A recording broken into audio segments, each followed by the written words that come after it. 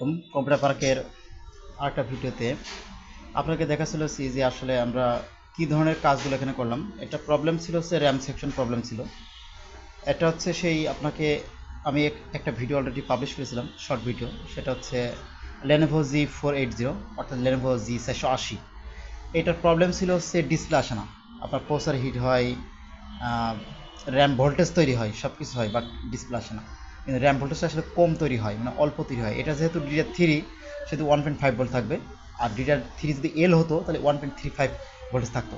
But এইটা হচ্ছে RAM সেকশনের প্রবলেম থাকার কারণে আপনার এই সমস্যাটা ছিল। এবং র্যাম যে আইসিটা আছে, আইসিটা আমি আবার নতুন করে লাগিয়েছি। এবং আইসিটা আসলে বেশ মরিচা পড়া ছিল, যেহেতু ল্যাপটপ এর আগে কখনো ক্লিন করা হয়নি এবং প্রচুর পরিমাণ ডাস্ট ছিল ল্যাপটপে।